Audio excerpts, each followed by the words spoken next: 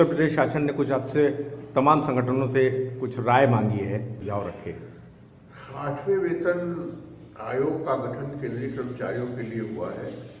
यह एक स्वागतयोग्य कदम है। हम लोग इसकी मांग कर रहे थे और जाहिर है कि अगर केंद्र में वेतन आयोग काम करेगा तो उसी का फायदा राज्य सरकारों को मिलेगा।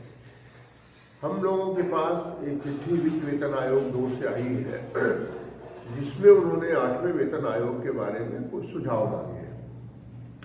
केंद्रीय 8वें वेतन आयोग ने राज्य सरकारों से सुझाव मांगे हैं और राज्य सरकार ने वो सुझाव संगठनों से मांग लिए हैं। राज्य कर्मचारी संयुक्त परिषद की तरफ से हमने और महामंत्री ने सुझाव बना करके उनको शासन को भेजा है, उनके ईमेल आईडी पर भी भेजा है और हार्ड कॉपी भी उनको उपलब्ध कराई है। जो केंद्रीय वेतन आयोग गठन किया गया है या किसी भी वेतन आयोग के गठन का एक मकसद होता है। उसका मकसद ये है कि पहले उसमें जो कर्मचारियों के लिए जो वेलफेयर के रिफॉर्म्स हो वो उसमें शामिल किए जाए, कर्मचारियों के मैनेजमेंट से संबंधित चीज़ों का उसमें ख्याल रखा जाए और स्किल डेवलपमेंट की उसमें व्यवस्था की जाए और पे स्ट्रक्चर इस तरह का हो कि टैलेंटेड कर्मचारी सरकार के अंदर रुक करके काम कर सके, वो पलायन न कर सके। ये वेतन आयोग का मुख्य रूप से एक मकसद होना चाहिए। हमारा जो सबमिशन है, हमने जो अपने सुझाव दिए हैं उसमें एक सबसे महत्वपूर्ण सुझाव ये है कि भारतवर्ष में कोई नेशनल वेज पॉलिसी नहीं है। नेशनल वेज पॉलिसी नहीं होने के कारण अलग अलग स्टेट्स में न्यूनतम वेतन के लिए अलग अलग सुविधाएं दी जा रही हैं, अलग अलग वेतन निर्धारित किए जा रहे हैं, जिससे डेली वेजर के कर्मचारी हैं, आउटसोर्स के कर्मचारी हैं या न्यूनतम वेतन पाने वाले कर्मचारी हैं, उनको बड़ी दिक्कत हो रही है।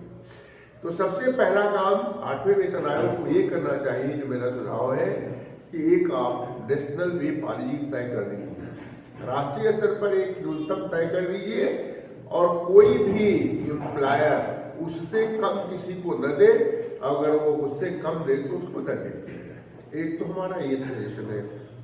दूसरा है कि वेतन आयोग का काम न्यूनतम वेतन का निर्धारण करना है।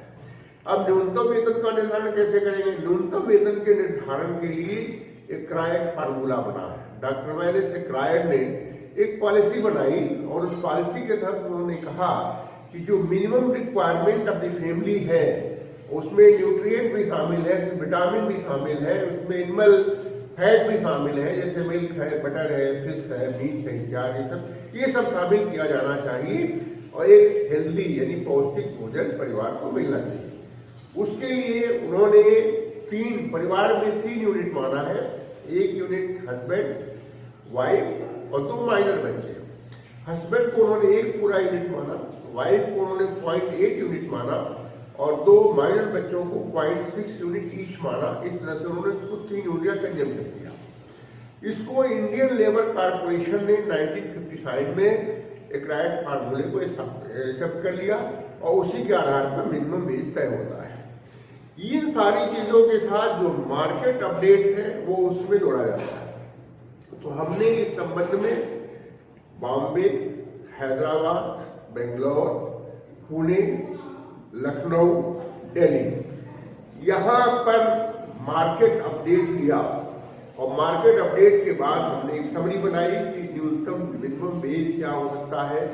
खाने में गेहूं, चावल, दालें, सब्जियां, अंडा, मछली, मीट, दूध, दही, ये सब चीजें जो सब मिला करके जो बनती हैं उनका क्या बनता है। तो हमारा जो एक मिनिमम वेज आया है वो 60,000 रुपये का आया हुआ है। उस न्यूनतम वेतन तीन व्यक्ति के फैमिली के लिए 60,000 रुपये आया हुआ है। बट हमने ये भी कहा है कि फैमिली मेंबर्स को बढ़ाया जाना चाहिए, जो ओल्ड पेरेंट्स है उसको उसमें शामिल करना चाहिए। तो अगर 5 की फैमिली हो जाती है तो वो मिनिमम वेज जो है वो करीब 77,000 रुपये हो जाती है। यहाँ एक सवाल ये थी कि what we expect from the 8th वेतन आयोग। 8वें वेतन आयोग से हम चाहते क्या है? 8वें वेतन आयोग से हम चाहते हैं कि वो न्यूनतम मिनिमम वेज निर्धारित करे इस तरह से कि 2026 में जो भी महंगाई की दर होगी मार्केट में जो आएगी उसको कम्बैट करते हुए न्यूनतम वेतन तय कर दिया जाए, वो 60,000 से कम ना हो।